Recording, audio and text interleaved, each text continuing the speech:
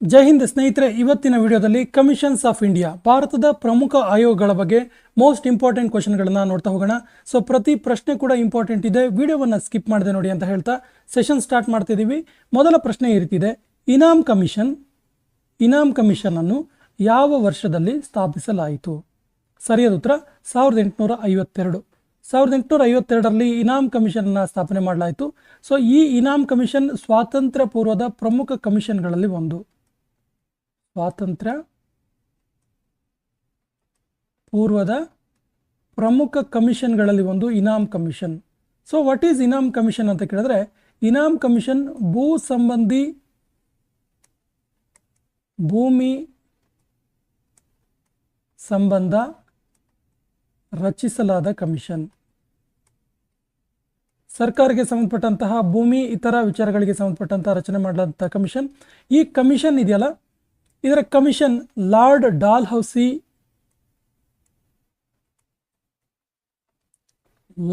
Dalhousie governor general ಆದ ಸಂದರ್ಭದಲ್ಲಿ ಬಂದಂಥ ಒಂದು ಕಮಿಷನ್ ಆಗಿದೆ. ಸೊ ಇದರ ಪ್ರಮುಖ ಅಧ್ಯಕ್ಷತೆ ವಹಿಸಿದವರು ಯಾರು ಕೇಳಿದ್ರೆ ಲಾರ್ಡ್ ಇನಾಮ್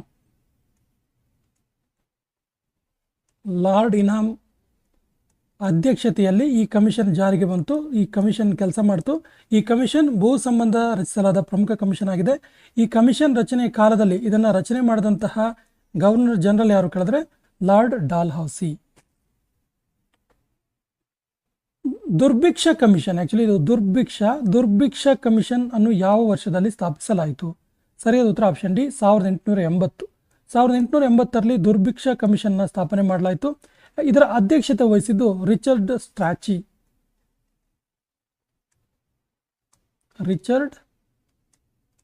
ಸ್ಟ್ರಾಚಿ ಇದರ ಅಧ್ಯಕ್ಷತೆಯನ್ನು ವಹಿಸಿದ್ರು. ದುರ್ಭಿಕ್ಷ ಕಮಿಷನ್ ಅಧ್ಯಕ್ಷತೆಯನ್ನು ರಿಚರ್ಡ್ ಸ್ಟ್ರಾಚಿ ವಹಿಸಿದ್ರು. 1880ರಲ್ಲಿ ಸ್ಥಾಪನೆ ಆಯಿತು. ಇದೇನು ಕೇಳಿದ್ರೆ ಐಡಿಯಾಸ್ ಫಾರ್ ರೀಡೈರೆಕ್ಟೆಡ್ ಫಿಮೈನ್, ಅಂದರೆ ಆಹಾರದ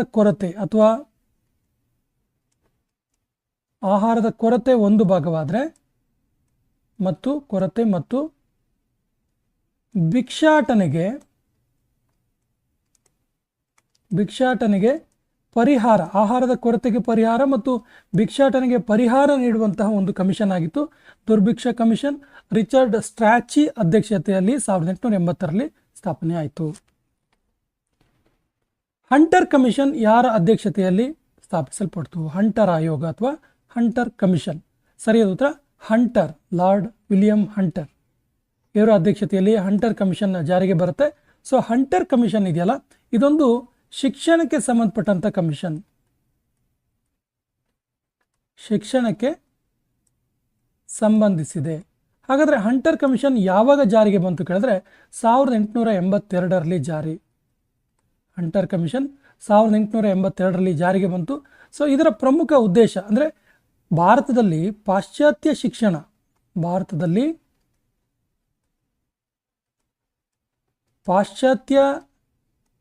ಶಿಕ್ಷಣ ಜಾರಿಗೆ ಸಂಬಂಧಪಟ್ಟಂಥ ಒಂದು ಪ್ರಮುಖವಾದ ಕಮಿಷನ್ ಆಗಿದೆ. ಇಲ್ಲಿ ಭಾರತದಲ್ಲಿ ಶಿಕ್ಷಣದ ಅಭಿವೃದ್ಧಿ ಮತ್ತು ಶಿಕ್ಷಣ ವ್ಯವಸ್ಥೆಗೆ ಸುಧಾರಣೆ, ಶಿಕ್ಷಣ ಅಭಿವೃದ್ಧಿ ಮತ್ತು ಶೈಕ್ಷಣಿಕ ವಿಚಾರಗಳ ಸುಧಾರಣೆಗೆ ಇದು ಶಿಫಾರಸನ್ನು ಮಾಡಿತು ಹಂಟರ್ ಕಮಿಷನ್. UPSC ಪ್ರಾರಂಭಿಸಲಾದ ವರ್ಷ ಯಾವುದು? Union public service commission, UPSC ಕೇಂದ್ರ ಲೋಕ ಸೇವಾ ಆಯೋಗ, ಇದು ಸ್ಥಾಪಿಸಲಾದ ಕಮಿಷನ್. ಇದೊಂದು ಪರ್ಮನೆಂಟ್ ಕಮಿಷನ್, ಶಾಶ್ವತ ಆಯೋಗ. ಇದು ಯಾವುದೋ ಒಂದು ವರದಿ ಕೊಡೋಕ್ಕಾಗಿ ಮಾಡಿರೋಂಥ ಆಯೋಗ ಅಲ್ಲ, ಪರ್ಮನೆಂಟ್ ಕಮಿಷನ್ ಇದು. ಸೊ UPSC ಯಾವಾಗ ಸ್ಟಾರ್ಟ್ ಆಯಿತು ಕೇಳಿದ್ರೆ 1926, ಸ್ವತಂತ್ರ ಪೂರ್ವದಲ್ಲೇ ಶುರುವಾಗಿದ್ದು 1926ಅಲ್ಲಿ. ಸೊ ಇದು ಎಕ್ಸಾಮ್ ಕಂಡಕ್ಟ್ ಮಾಡುವಂತಹ, ಪರೀಕ್ಷೆ ನಡೆಸುವ ಸಂಬಂಧ ರಚಿಸಲಾದ ಕಮಿಷನ್ ಆಗಿದೆ ಯಾವುದು? UPSC. ಸೊ UPSC ಅಥವಾ ಕೇಂದ್ರ ಲೋಕಸೇವಾ ಆಯೋಗದ ಪ್ರಮುಖ ಕೆಲಸ ಏನು ಕೇಳಿದ್ರೆ ಪರೀಕ್ಷೆಗಳನ್ನು ನಡೆಸೋದು. ಅದು ವಿಶೇಷವಾಗಿ ಕೇಂದ್ರಕ್ಕೆ ಸಂಬಂಧಪಟ್ಟಂತಹ IAS, IPS, IFS ಪರೀಕ್ಷೆಗಳನ್ನು ನಡೆಸುತ್ತಿದ್ದು UPSC. ಸೆಂಟ್ರಲ್ ವಾಟರ್ ಕಮಿಷನ್ ಪ್ರಾರಂಭಿಸಲಾದ ವರ್ಷ ಯಾವುದು? ಸರಿಯಾದ ಉತ್ತರ 1945, 1945ರಲ್ಲಿ ಸೆಂಟರ್ ವಾಟರ್ ಕಮಿಷನ್, CWC ಅಂತ ಕರಿತೀವಿ ಇದನ್ನು. ಇದು ರಚಿಸಲ್ಪಡ್ತು 1945ರಲ್ಲಿ. ಇದರ ಉದ್ದೇಶ ಏನು ಕೇಳಿದ್ರೆ, ದೇಶದೆಲ್ಲೆಡೆ ವಾಟರ್ ರಿಸೋರ್ಸಸ್ಗಳ ಯೋಜನೆಗಳ ಜಾರಿಗಾಗಿ, ದೇಶದ ತುಂಬ ವಾಟರ್ ರಿಸೋರ್ಸಸ್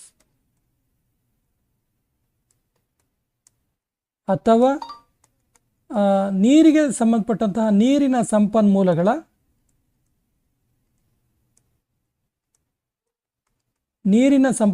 ಅಥವಾ ವಾಟರ್ ರಿಸೋರ್ಸ್ಗಳ ಸರಿಯಾದ ಜಾರಿ ಅಥವಾ ಯೋಜನೆ, ಇದಕ್ಕೆ ರಿಲೇಟೆಡ್ ಆಗಿರುವಂಥ ಯೋಜನೆಗಳ ಜಾರಿ ಸಮರ್ಪಕವಾಗಿ ಜಾರಿ ಮಾಡುವಂಥದ್ದು. Election commission of India, very very important ಇದೆ ಕ್ವಶನ್, ನೋಟ್ ಮಾಡ್ಕೊಳ್ಳಿ. ECI, election commission of India, ಇದನ್ನು ಪ್ರಾರಂಭಿಸಲಾದ ವರ್ಷ ಯಾವುದು? ಸರಿಯಾದ ಉತ್ತರ 1950. ಸೊ ಎಲೆಕ್ಷನ್ ಕಮಿಷನ್ ಆಫ್ ಇಂಡಿಯಾದ ಕೆಲಸ ಏನು ಕೇಳಿದ್ರೆ, ಇಡೀ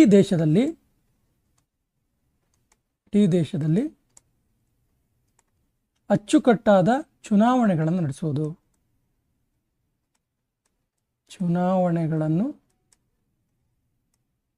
ನಡೆಸುವುದು,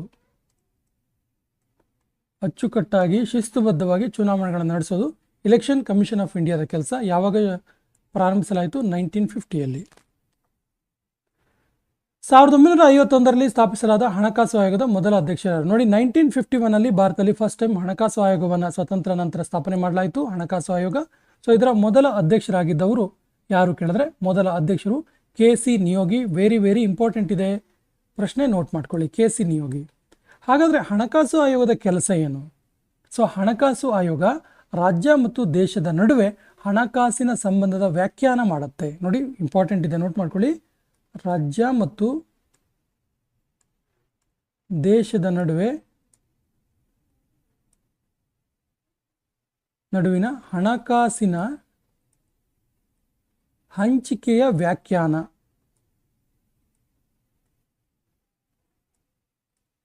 ಏನಿದು ವ್ಯಾಖ್ಯಾನ ಅಂತ ಕೇಳಿದ್ರೆ, ಯಾವ ರೀತಿಯಾಗಿ ಒಂದು ಸೆಂಟ್ರಲ್ ರಿಸೋರ್ಸಸ್ಸನ್ನು, ಸೆಂಟ್ರಲ್ ಏನು ಟ್ಯಾಕ್ಸ್ ಮನಿಯನ್ನು ಯಾವ ರೀತಿಯಾಗಿ ರಾಜ್ಯ ಮತ್ತು ಕೇಂದ್ರದ ನಡುವೆ ಹಂಚಿಕೆ ಮಾಡಬೇಕು, ಯಾವ ಸಂದರ್ಭದಲ್ಲಿ ಹೇಗೆ ರೀತಿ ಹಂಚಿಕೆ ಮಾಡಬೇಕು ಅನ್ನೋದನ್ನು ಸಂಪೂರ್ಣವಾಗಿ ತಿಳಿಸುವಂಥ ಒಂದು ಆಯೋಗ ಇದು. Khadi and village industries commission ಪ್ರಾರಂಭಿಸಲಾದ ವರ್ಷ ಯಾವುದು? ಸರಿಯಾದ ಉತ್ತರ 1956, option D is the right answer.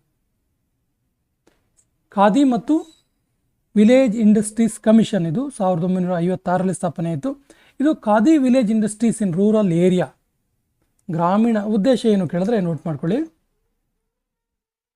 ಗ್ರಾಮೀಣ ಪ್ರದೇಶಗಳಲ್ಲಿ ಖಾದಿ ಕೈಗಾರಿಕೆ ಸ್ಥಾಪಿಸುವಂಥದ್ದು, ಕೈಗಾರಿಕೆಗಳ ಸ್ಥಾಪನೆಗೆ ಉತ್ತೇಜನ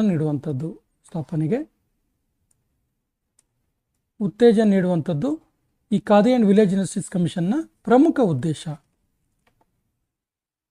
university grants commission, UGC, university grants commission, grants ಇದು ಪ್ರಾರಂಭಿಸಲಾದ ವರ್ಷ ಯಾವುದು? ಸರಿಯಾದ ಉತ್ತರ 1956, option D is the right answer. So UGCಯ ಪ್ರಮುಖ ಉದ್ದೇಶ ಏನು ಕೇಳಿದ್ರೆ, ದೇಶದೆಲ್ಲೆಡೆ ವಿವಿಗಳ ಸರಿಯಾದ ಸ್ಥಾಪನೆ ಮತ್ತು ಹಣದ ಹಂಚಿಕೆ ಮತ್ತು ವಿಶೇಷವಾಗಿ ಮೇಂಟೈನ್ ಸ್ಟ್ಯಾಂಡರ್ಡ್ಸ್ ಇನ್ ಯೂನಿವರ್ಸಿಟೀಸ್, ಮೇಂಟೈನ್ ಸ್ಟ್ಯಾಂಡರ್ಡ್ಸ್ ಇನ್ ಯೂನಿವರ್ಸಿಟಿ. ಸ್ನೇಹಿತರೆ, ನೀವು ಇದನ್ನು ಕೇಳಿರ್ತೀರ, ಏನು ಕೇಳಿದ್ರೆ UGC NAC ಕಮಿಟಿ ಅಂತ ಕೇಳಿರ್ತೀರ.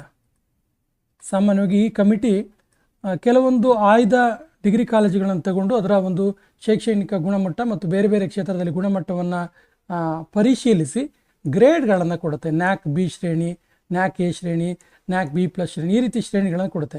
ಇದರ ಉದ್ದೇಶ ಇಷ್ಟೇ, UGC ಇದೆಯಲ್ಲ, UGC ಇದು ದೇಶದೆಲ್ಲೆಡೆ ಯೂನಿವರ್ಸಿಟೀಸ್ ಇರುತ್ತಲ್ಲ, ಇದರ ಸ್ಟ್ಯಾಂಡರ್ಡ್ನೆಸ್ಸನ್ನು ಮೇಂಟೈನ್ ಮಾಡುತ್ತೆ. Maintain standard in universities. Commissions for agriculture cost ಪ್ರಾರಂಭಿಸಿದ ವರ್ಷ ಯಾವುದು? ಸರಿಯಾದ ಉತ್ತರ 1965, 1965 ಕಮಿಷನ್ ಫಾರ್ ಅಗ್ರಿಕಲ್ಚರ್ ಕಾಸ್ಟನ್ನು ಪ್ರಾರಂಭ ಮಾಡಲಾಯಿತು. ಸೊ ನೋಡಿ, ರೈತರ ಜೀವನ ಮಟ್ಟದ ಸುಧಾರಣೆ, ತಾಂತ್ರಿಕವಾಗಿ ಅಂದರೆ ಇವರು ಯಂತ್ರೋಪಕರಣಗಳು, ಆಧುನಿಕ ಯಂತ್ರೋಪಕರಣಗಳ ಬಳಕೆ ಮಾಡೋದಕ್ಕೆ ಉತ್ತೇಜನ ನೀಡುವಂಥದ್ದು. ಮೊದಲು ರೈತರ ಜೀವನ ಮಟ್ಟ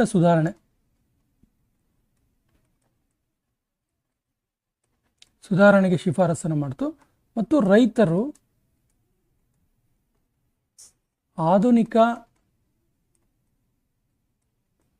ಯಂತ್ರೋಪಕರಣಗಳ ಬಳಕೆಗೆ ಉತ್ತೇಜನ ನೀಡುವಂಥದ್ದು. ನೋಡಿ, ಯಾವುದೇ ಕಮಿಷನ್ಸ್ ಇರಲಿ, ಆ ಕಮಿಷನ್ಸ್ನ ಸದುದ್ದೇಶಗಳು, ಗೋಲ್ಸ್ ತುಂಬ ಇಂಪಾರ್ಟೆಂಟ್ ಆಗುತ್ತೆ, ನೋಟ್ ಮಾಡ್ಕೊಳ್ಳಿ. ಅಡ್ಮಿನಿಸ್ಟ್ರೇಟಿವ್ ರಿಫಾರ್ಮ್ಸ್ ಕಮಿಷನ್, ಇದರ ಮೊದಲ ಅಧ್ಯಕ್ಷರು ಯಾರು? ಸರಿಯಾದ ಉತ್ತರ Morarji Desai. Administrative reforms commission ಯಾವಾಗ ಇದು ಸ್ಟಾರ್ಟ್ ಆಯಿತು ಕೇಳಿದ್ರೆ, ಇದು ಸ್ಥಾಪನೆ ಆಗಿದ್ದು ಯಾವಾಗ ಕೇಳಿದ್ರೆ, ಸರಿಯಾದ ಉತ್ತರ 1966ರಲ್ಲಿ.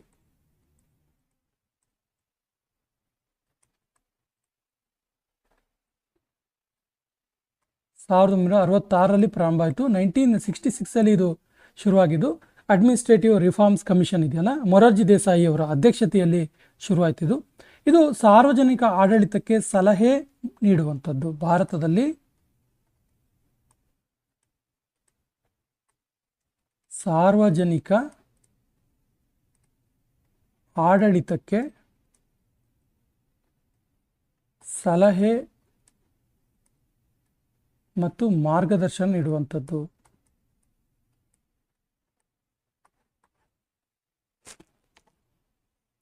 ಸ್ಟಾಫ್ ಸೆಲೆಕ್ಷನ್ ಕಮಿಷನ್ SSC, ಇದರ ಮೊದಲ ಅಧ್ಯಕ್ಷರು ಯಾರು?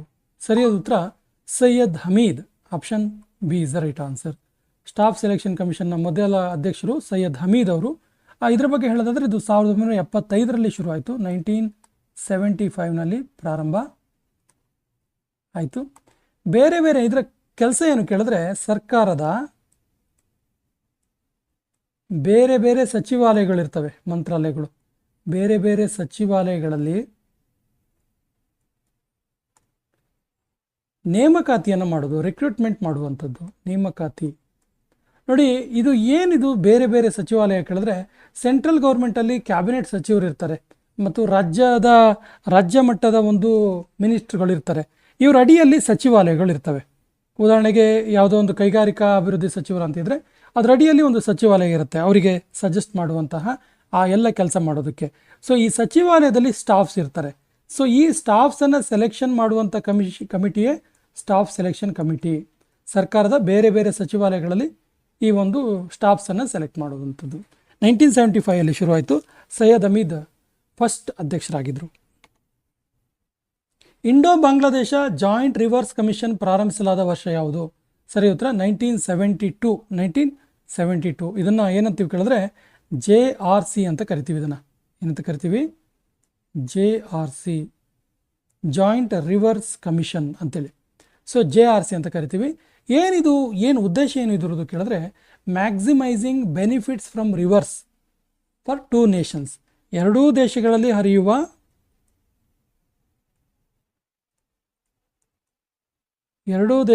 ಹರಿಯುವ ನದಿಗಳಿಂದ ಅತ್ಯಧಿಕ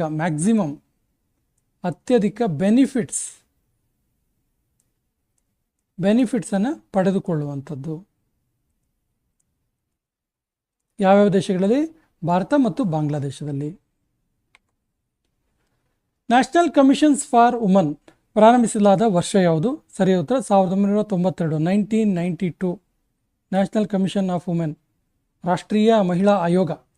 ಸೊ ಇದನ್ನು ಪ್ರಾರಂಭಿಸಲಾಯಿತು 1992ಅಲ್ಲಿ ಶುರು ಮಾಡಿದ್ದು. ಇದನ್ನು 1992ರಲ್ಲಿ ಮಹಿಳೆಯರ ರಕ್ಷಣೆ ಮತ್ತು ಮಹಿಳೆಯರ ಒಂದು ಇಂಟ್ರೆಸ್ಟ್ಗಳನ್ನು, ಅವರ ಆಸಕ್ತಿ ಕ್ಷೇತ್ರಗಳಲ್ಲಿ ಉತ್ತೇಜನ ನೀಡುವಂಥದ್ದು. National commission for backward classes ಪ್ರಾರಂಭಿಸಲಾದ ವರ್ಷ ಯಾವುದು? ಸರಿಯಾದ ಉತ್ತರ 1993, 1993. ಇದರ ಮೊದಲ ಅಧ್ಯಕ್ಷರು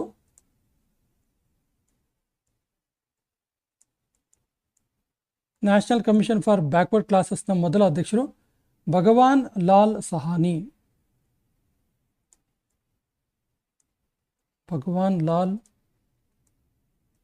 ಸಹಾನಿ ಇದರ ಮೊದಲ ಅಧ್ಯಕ್ಷರು. ಇನ್ನು national commission for backward classes ಬಗ್ಗೆ ಹೇಳೋದಾದರೆ ಇದು ಎಸ್ಟೀಸ್, ವಿಶೇಷವಾಗಿ ಎಸ್ಟೀಸ್ ಮತ್ತು OBCಗಳ ರಕ್ಷಣೆ ಮತ್ತು ಅಭಿವೃದ್ಧಿಗಾಗಿ ಸ್ಥಾಪಿಸಲಾದಂಥ ಒಂದು ಕಮಿಷನ್ ಆಗಿದೆ. ಕಾಂಪಿಟೇಷನ್ ಕಮಿಷನ್ ಆಫ್ ಇಂಡಿಯಾ ಪ್ರಾರಂಭಿಸಲಾದ ವರ್ಷ ಯಾವುದು? ಸರಿಯಾದ ಉತ್ತರ 2003. CCI competition commission of India, CCI ಅಂತ ಕರಿತೀವಿ. 2002ರ ಕಾಂಪಿಟೇಷನ್ ಆ್ಯಕ್ಟ್ ಜಾರಿಗೆ ತರೋದು ಇದರ ಪ್ರಮುಖ ಉದ್ದೇಶ. ನೋಟ್ ಮಾಡ್ಕೊಳ್ಳಿ, ಇಂಪಾರ್ಟೆಂಟ್ ಇದೆ. ಕಾಂಪಿಟೇಷನ್ ಕಮಿಷನ್ ಆಫ್ ಇಂಡಿಯಾ ಯಾಕೆ ಶುರು ಮಾಡಿದ್ರು ಕೇಳಿದ್ರೆ 2002ರಲ್ಲಿ ಒಂದು ಆ್ಯಕ್ಟನ್ನು ಜಾರಿಗೆ ತಂತು ಭಾರತ ಸರ್ಕಾರ. ಯಾವುದದು? 2002ರ ಕಾಂಪಿಟೇಷನ್ ಆ್ಯಕ್ಟ್ ಅಂತೇಳಿ, ಕಾಂಪಿಟೇಷನ್ ಆ್ಯಕ್ಟ್. ಸೊ ಈ ಆ್ಯಕ್ಟನ್ನು ಜಾರಿಗೆ ತರುವ ಉದ್ದೇಶದಿಂದ ಏನು ಮಾಡಲಾಯಿತು ಕೇಳಿದ್ರೆ ಕಾಂಪಿಟೇಷನ್ ಕಮಿಷನ್ ಆಫ್ ಇಂಡಿಯಾವನ್ನು ಪ್ರಾರಂಭಿಸಲಾಯಿತು. ಸೆಂಟ್ರಲ್ ಇನ್ಫಾರ್ಮೇಷನ್ ಕಮಿಷನ್ ಪ್ರಾರಂಭಿಸಲಾದ ವರ್ಷ ಯಾವುದು? ಸೆಂಟ್ರಲ್ ಇನ್ಫಾರ್ಮೇಷನ್ ಕಮಿಷನ್, CIC ಇದನ್ನು ಪ್ರಾರಂಭಿಸಿದ ವರ್ಷ ಯಾವುದು ಕೇಳಿದ್ರೆ 2005. ಇದರ ಉದ್ದೇಶ ಏನು ಕೇಳಿದ್ರೆ ಮಾಹಿತಿ ಸಂಗ್ರಹಣ ಮಾಡೋದು. ಮಾಹಿತಿ ಸಂಗ್ರಹಣೆ. ಸ್ಟೇಟ್ ರೀಆರ್ಗನೈಸೇಷನ್ ಕಮಿಷನ್ ಪ್ರಾರಂಭಿಸಿದ ವರ್ಷ ಯಾವುದು? ಸರಿಯಾದ ಉತ್ತರ 1953. 1953 ಸ್ಟೇಟ್ ರೀಆರ್ಗನೈಸೇಷನ್ ಕಮಿಷನ್. ಹೆಸರೇ ಹೇಳುತ್ತೆ ಏನಂತೇಳಿ. ಇದು ಸ್ಟೇಟ್ ರೀಆರ್ಗನೈಸೇಷನ್ ಅಂದರೆ ವಿವಿಧ ರಾಜ್ಯಗಳ ಗಡಿಯನ್ನು ನಿರ್ಧರಿಸುವ ಕಮಿಷನ್. ಇದು ನಿರ್ಧರಿಸುವಂಥ ಒಂದು ಆಯೋಗವಾಗಿದೆ. ಯಾವುದು? ಸ್ಟೇಟ್ ರೀಆರ್ಗನೈಸೇಷನ್, ರಾಜ್ಯಗಳ ಪುನರ್ವಿಂಗಡಣಾ ಕಮಿಷನ್ ಆಯೋಗ. ಕಪೂರ್ ಕಮಿಷನ್ ಪ್ರಾರಂಭಿಸಿದ ವರ್ಷ ಯಾವುದು? ಸರಿಯಾದ ಉತ್ತರ ಕಪೂರ್ ಕಮಿಷನ್ 1966ರಲ್ಲಿ. ಆ್ಯಕ್ಚುಲಿ ಇದು ಕಾನ್ಪುರ್ ಕಮಿಷನ್ ಅಂತ ಕೂಡ ಕರೀತಾರೆ. ಇದಕ್ಕೆ ಕಾನ್ಪುರ್ ಕಮಿಷನ್. ಏನಕ್ಕೆ ಇದನ್ನು ರಚನೆ ಮಾಡಲಾಯಿತು ಕೇಳಿದ್ರೆ, ರಚನೆ ಮಾಡಿದ್ದು ಯಾಕೆ ಕೇಳಿದ್ರೆ ಗಾಂಧೀಜಿಯವರ ಕೊಲೆಯ ಎನ್ಕ್ವೈರಿ ಮಾಡುವಂಥದ್ದು. ಗಾಂಧೀಜಿಯವರ ಕೊಲೆಯ ಒಂದು ಎನ್ಕ್ವೈರಿ ಮಾಡುವಂಥದ್ದು.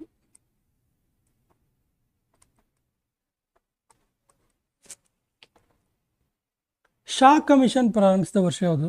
ಶಾ ಕಮಿಷನ್ ಸ್ಥಾಪಿಸಿದ ವರ್ಷ? ಸರಿ ಉತ್ತರ 1977. ಶಾ ಕಮಿಷನ್ನ ಪ್ರಮುಖ ಉದ್ದೇಶ ತುಂಬ ಸರಿ ಎಕ್ಸಾಮಲ್ಲಿ ಕೇಳಿದ್ದಾರೆ, ನೋಟ್ ಮಾಡ್ಕೊಳ್ಳಿ. ಇದು ಎಮರ್ಜೆನ್ಸಿ ಕಾಲದ ತೊಂದರೆಗಳನ್ನು, ಅಂದರೆ ತುರ್ತು ಪರಿಸ್ಥಿತಿ ಕಾಲದ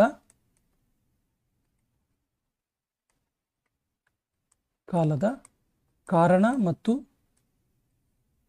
ಪರಿಹಾರಗಳನ್ನು ಕಂಡುಕೊಳ್ಳಲು ರಚಿಸಿದ ಕಮಿಷನ್ ಆಗಿದೆ, ರಚಿಸಿದ ಆಯೋಗವಾಗಿದೆ ಇದು ಶಾ ಕಮಿಷನ್. ಸೊ ಭಾರತದಲ್ಲಿ ತುರ್ತು ಪರಿಸ್ಥಿತಿ 1975ಇಂದ 75ರಿಂದ 77ರವರೆಗೆ ಇತ್ತು. 75ರಿಂದ 77ರವರೆಗೆ ಇತ್ತು. ಉಪೇಂದ್ರ ಕಮಿಷನ್ ಪ್ರಾರಂಭಿಸಿದ ವರ್ಷ ಯಾವುದು? ಸರಿಯಾದ ಉತ್ತರ 2004. ಸ್ಥಾಪಿಸಿದ ವರ್ಷ 2004. ಏನಿದು ಉಪೇಂದ್ರ ಕಮಿಷನ್ ಅಂತ ಕೇಳಿದ್ರೆ, ಉಪೇಂದ್ರ ಕಮಿಷನ್ ತಂಗ್ ಝರ್ಮಾ ಮನೋರಮಾ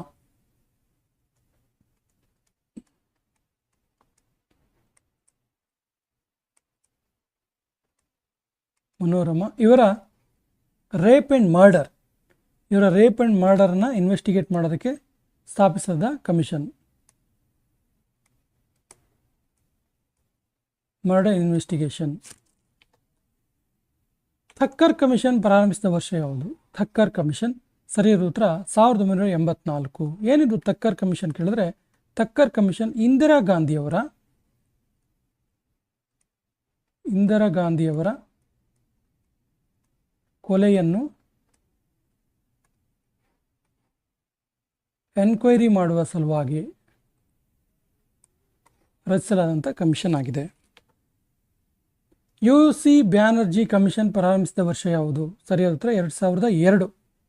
ಇದು ಕೂಡ ತುಂಬ ಇಂಪಾರ್ಟೆಂಟ್. ಇದು ಗೋಧ್ರಾ ನರಮೇಧ ಗೋಧ್ರಾ ಹತ್ಯಾಕಾಂಡ, ಗೋಧ್ರಾ ಕೋಮು ಗಲಭೆಗೆ ಸಂಬಂಧಿಸಿದಂತೆ ರಚಿಸಲಾದಂಥ ಒಂದು ಮತೀಯ ಗಲಭೆಗೆ ಸಂಬಂಧಿಸಿದಂತೆ ರಚಿಸಲಾದಂಥ ಕಮಿಷನ್ ಆಗಿದೆ UC ಬ್ಯಾನರ್ಜಿ ಕಮಿಷನ್. ಶಿಕ್ಷಕರ ಶಿಕ್ಷಣಕ್ಕೆ ಸಂಬಂಧಪಟ್ಟಂಥ ಕಮಿಷನ್ ಯಾವುದು? ಸರಿಯಾದ ಉತ್ತರ justice Verma commission. Option D ಇದ್ದಾರೆ. ಅಂದರೆ ಶಿಕ್ಷಕರಿಗೆ ಕೂಡ ಸರಿಯಾದ ಶಿಕ್ಷಣದ ಅವಶ್ಯಕತೆ ಇದೆ ಅಂತೇಳಿ ಶಿಫಾರಸು ಮಾಡ್ತು. ಭಾರತದ ಮೊದಲ ರಾಷ್ಟ್ರೀಯ ಶಿಕ್ಷಣ ನೀತಿಗೆ ಶಿಫಾರಸು ಮಾಡಿದ ಕಮಿಷನ್ ಯಾವುದು? ರಾಷ್ಟ್ರೀಯ ಶಿಕ್ಷಣ ನೀತಿಗೆ ಶಿಫಾರಸು ಮಾಡಿದ ಕಮಿಷನ್ ಯಾವುದು? ಸರಿಯಾದ ಉತ್ತರ Kothari commission. Option A is the right answer. Option A is the right answer, Kothari commission. Subhash Chandra Bose ಅವರ ಮರಣವನ್ನು ಪುನಃ ಇನ್ವೆಸ್ಟಿಗೇಷನ್ ಮಾಡಿದ ಕಮಿಷನ್ ಯಾವುದು? ಸರಿಯಾದ ಉತ್ತರ Khosla commission. Option D is the right answer, Khosla commission. 1970ರಲ್ಲಿ ಇದನ್ನು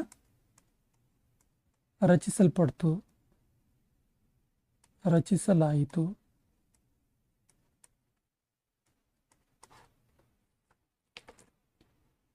ಬಾಬ್ರಿ ಮಸೀದಿ ಧ್ವಂಸಕ್ಕೆ ಸಂಬಂಧಿಸಿದಂತೆ ರಚಿಸಲಾದ ಕಮಿಷನ್ ಯಾವುದು? ಸರಿಯಾದ ಉತ್ತರ Liberhan commission. Option B is the right answer, Liberhan commission. ಭಾರತದಲ್ಲಿ ಭಾಷಾ ಮತ್ತು ಧಾರ್ಮಿಕ ಅಲ್ಪಸಂಖ್ಯಾತರಿಗೆ ಸಂಬಂಧಿಸಿದಂತೆ ರಚಿಸಲಾದ ಕಮಿಷನ್ ಯಾವುದು? ಸರಿಯಾದ ಉತ್ತರ ರಂಗನಾಥ ಮಿಶ್ರಾ ಕಮಿಷನ್. 2004ರಲ್ಲಿ ರಚಿಸಲಾಯಿತು, 2004. ಈ ಸೆಷನ್ ಕೊನೆಯ ಪ್ರಶ್ನೆ ಈ ರೀತಿ ಇದೆ, ತುಂಬ ಈಸಿಯಾಗಿರೋ ಪ್ರಶ್ನೆ. ಕೇಂದ್ರ ಮತ್ತು ರಾಜ್ಯ ಸರ್ಕಾರದ ನಡುವಿನ ಸಂಬಂಧಕ್ಕೆ, relation between central and state, ಇದಕ್ಕೆ ಸಂಬಂಧಿಸಿದಂತೆ ರಚಿಸಲಾದ ಕಮಿಷನ್ ಯಾವುದು? ಆಪ್ಷನ್ಸ್ ಈ ರೀತಿ ಇದೆ: Kothari commission, Liberhan commission, Sarkaria commission, Ranganath Mishra commission. ಸರಿಯಾದ ಉತ್ತರವನ್ನು ಕಮೆಂಟ್ ಬಾಕ್ಸಲ್ಲಿ ಕಮೆಂಟ್ ಮಾಡಿ, ಮತ್ತು ನಮ್ಮ ಚಾನಲ್ ಫಸ್ಟ್ ಟೈಮ್ ನೋಡ್ತಾ ಇದ್ರೆ ಸಬ್ಸ್ಕ್ರೈಬ್ ಮಾಡೋಕ್ಕೆ ಮರಿಬೇಡಿ ಅಂತ ಹೇಳ್ತಾ ಇವತ್ತಿನ ಸೆಷನ್ ಕಂಪ್ಲೀಟ್ ಮಾಡ್ತಾ ಇದ್ದೀವಿ. ಜೈ ಹಿಂದ್.